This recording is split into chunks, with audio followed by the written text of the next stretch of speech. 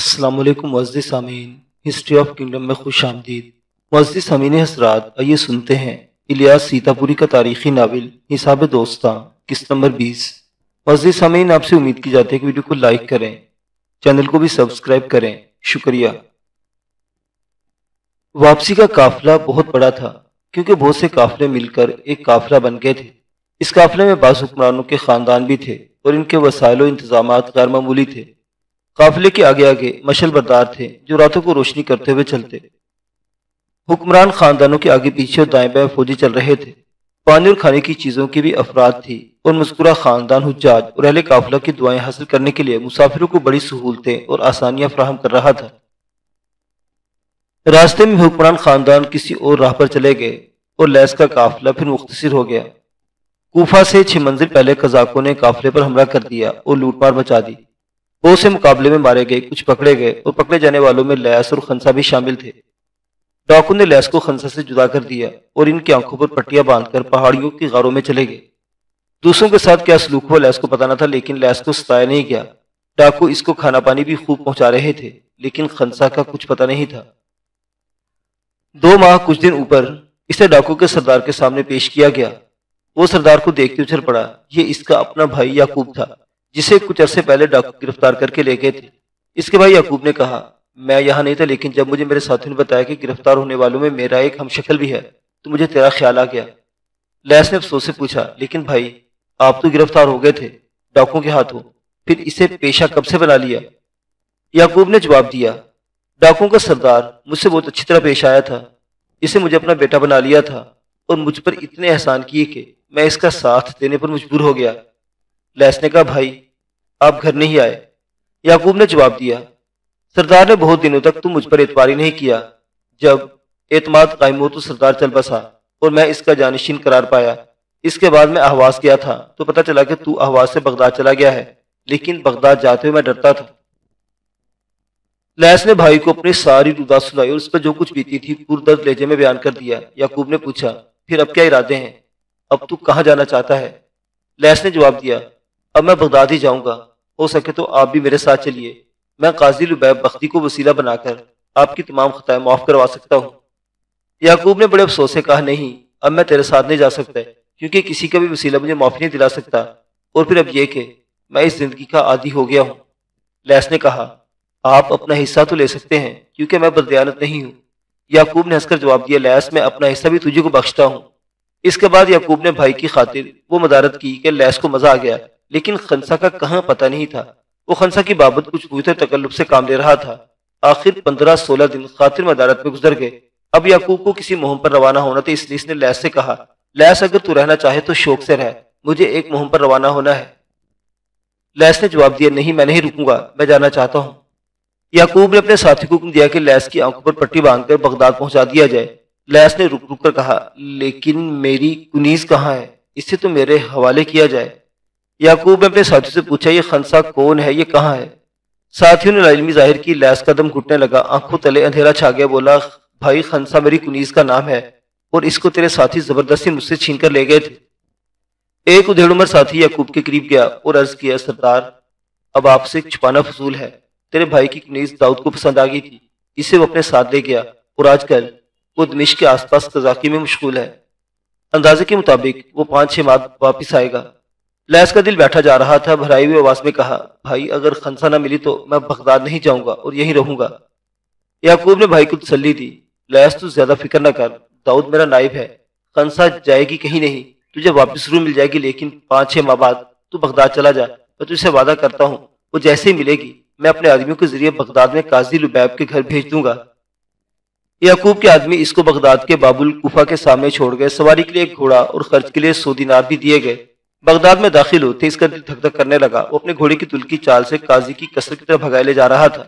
شام سے ذرا پہلے یہ قاضی کے قصر کے دروازے کے سامنے پہنچا اور دربانوں سے قاضی کو مطلع کرنے کا کہا کہ عبدالیس آیا ہے۔ کچھ دیر بعد اندر سے جواب دیا، قاضی اندر نہیں ہے، وہ عزت الدولہ کے پاس کیا ہوا ہے۔ لیس کو دربانوں کی لا تعلقی گراہ گزر رہی تھی۔ اس نے ایک دربان سے کہا، بھائی تو مجھے اچھی طرح جانتا ہے، تو پھر کس قسم کی باتیں کر رہا ہے؟ دربان نے لیس کو بڑے غور سے دیکھا اور حتیٰ کہ آمیز لہجے میں کہا، تو کون ہے؟ میں تجھے نہیں جانتا۔ لیس دربان کی باتوں سے واقعی پاگل ہونے لگا۔ اس وقت قاضی کے گھوڑے پر سوار اپنے چند مصاحبین کے ساتھ اور دوسرے آدمی میں گھرا ہوا اپنے قصر کے دروازے پر آیا۔ دربار نے پھاٹک کھول دیا۔ لیس قاضی کی طرف بڑھا اور بڑی گرم جوشی سے قاضی کو سلام کیا۔ قاضی نے اس پر ایک اچرتی نظر ڈالی اور سر سے اشارے سے اسلام کا جواب دے کر قصر میں داخل ہو گیا۔ قاضی کے پیچھے لیس بھی دوڑا اور قصر میں داخل ہونے کی کوشش کی، لیکن دربانوں نے اسے دھکیل کر قصر کے باہر کر دیا اور پھاٹک کو اندر سے بند کر دیا۔ لیس نے زور زور سے پھاٹک کو تھپ تھپایا اور چیخ چیخ کر کہا، قاضی محترم، میں ممدون مغیث کا بیٹا لیس حج کر کے واپس آ گیا ہوں، مجھے اندر آنے دے۔ کچھ دیر بعد دربان نے پھاٹک کھولا۔ لیس فوراً داخل ہو گیا۔ دربان اسے گدی سے پکڑے بولا، یہ تو بغیر اجازت اندر گھسا چلا رہا ہے، پاگل دیوانہ کہیں کا۔ لیس نے عاجزی سے کہا، میں پاگل نہیں ہوں، مجھے دیوانہ نہ کہو، میرا نام لیس ہے، مرحوم حمدون مغیث کا بیٹا۔ میں اپنی ہونے والی بیوی انان اور اپنا سارا سامان مال و زر بطور امانت قاضی کے پاس چھوڑ گیا تھا، اب میں ان چیزوں کو واپس لینے آیا ہوں۔ دربان نے اس کو دوبارہ نکال باہر کر بولا، تو سیدھی طرح نہیں مانے گا، بھاگ جا ورنہ میں مار مار کر نیم جان کر دوں گا۔ لیس نے پوری قوت سے چیخنا شروع کر دیا، تو مجھے مار مار کر نیم جان یا جان سے مار دے، میں قاضی سے ملے بغیر نہیں جاؤں گا، میری انان، میرا مال و زر، ہائے میری امانتیں۔ اس کی چیخو پکار سن کر لوگ جمع ہونے لگے۔ دربان نے اسے اندر کر لیا اور قاضی کے پاس ایک دوسرا آدمی بھیج دیا کہ ایک پاگل آپ سے ملے بغیر واپس جانے کے لیے تیار نہیں، اس لیے اس کو باریابی کی اجازت دی جائے۔ کچھ دیر بعد وہ آدمی واپس کر کہا، قاضی نے اس کو اسی وقت یاد فرمایا ہے، چل میرے ساتھ آ۔ لیس کی جان میں جان آئی اور اس کی امیدیں سر سبز و شاداب ہو گئی۔ وہ تیز تیز قدم اٹھاتا قاضی کے ساتھ چل پڑا۔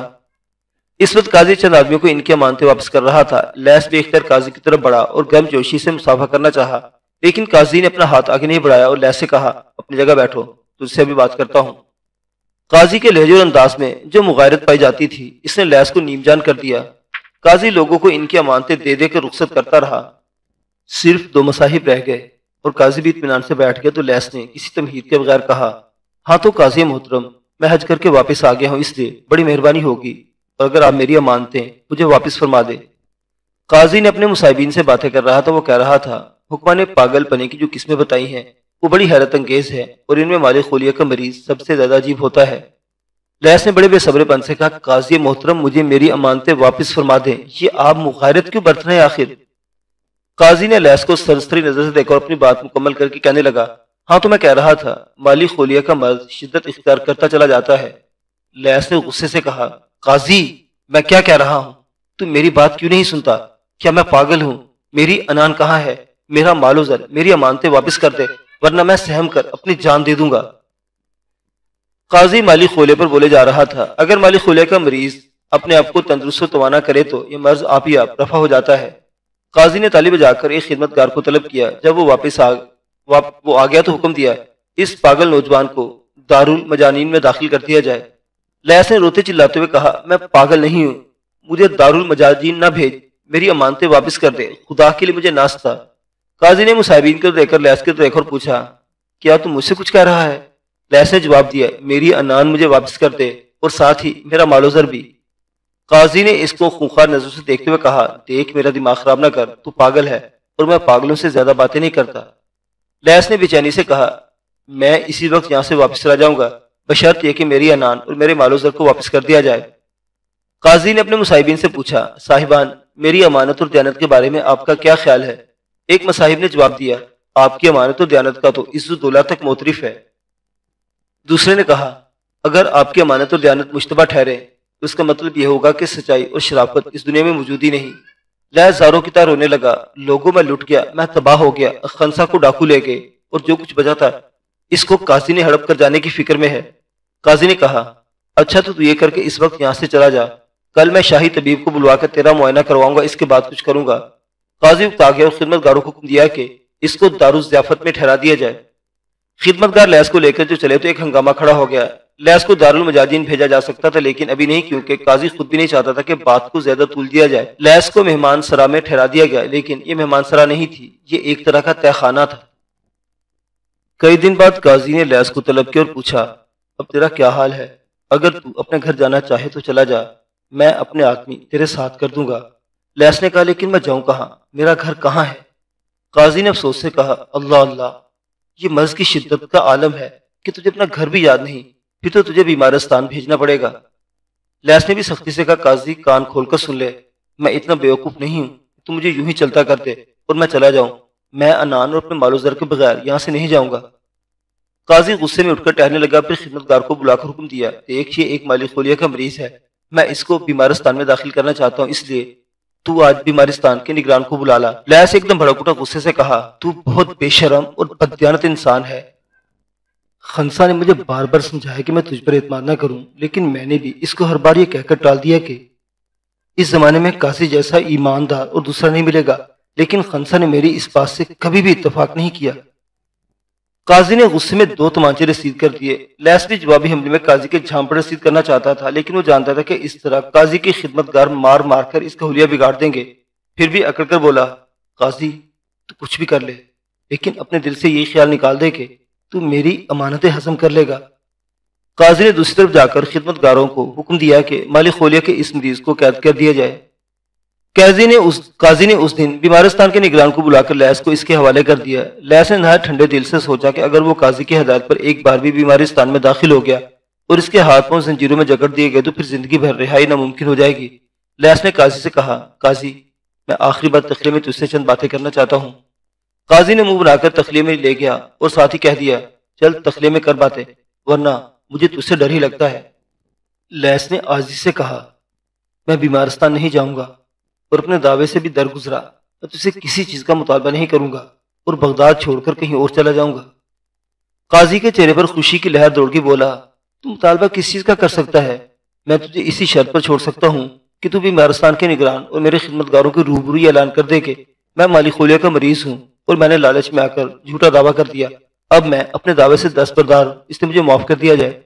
لیس نے جواب دیا، اس کے لیے بھی تیار ہوں، ابھی اسی وقت اعلان کر دوں گا اور میں اسی وقت یہاں سے چلا بھی جاؤں گا۔ قاضی نے ہنس کر کہا، اب تو ہوش و واس کی باتیں کر رہا ہے، ورنہ اگر تو ایک بار بیمارستان میں داخل ہو جاتا تو پھر مر کر ہی نکلتا، اب تو چلا جا اور خبردار جو بغداد میں نظر آیا۔ لیس نے خوشامدانہ کہا، لیکن میں تو تقریباً تہی دست ہوں، خدا کے لیے میری کچھ مدد کیجیے تاکہ میں بغداد سے کہیں اور چلا جاؤں۔ قاضی نے تلخی سے جواب دیا، دیکھ پھر تو نے مجھے تنگ کیا، اب تو چلا جا ورنہ میں دوسرا قدم اٹھاؤں گا۔ لیس بادل نہ خواستہ قصر سے نکلا اور پھر نکل کر سوچنے لگا کہ اب کہاں جائے۔ یہاں سے اپنا کاروبار یاد آیا، وہ دکانوں پر گیا تو پتہ چلا ان دکانوں کو ہمدون تاجر کی بیٹی نے ختم کر دیا ہے۔ اب لیس کے سامنے رات گزارنے کا ایک ہی گھر تھا۔ وہ رات کو مسجد میں چلا گیا اور سجدے میں گر کر بڑی دیر تک روتا رہا۔ یہی اس نے فیصلہ کیا کہ اب وہ اپنے بھائی یعقوب کو تلاش کرنے کے بجائے مدینہ منورہ چلا جائے گا اور وہیں بقیہ زندگی گزار دے گا۔ فجر کی نماز کے بعد ایک طرف سے کھانسنے کی آواز سنائی دی۔ لیس نے کونے میں اپنے غلام کو دیکھا جو چادر اوڑے بیٹھا کھانس رہا تھا۔ یہ اٹھ کر اپنے غلام کے پاس گیا، سے پوچھا، تو یہاں کیا کر رہا ہے؟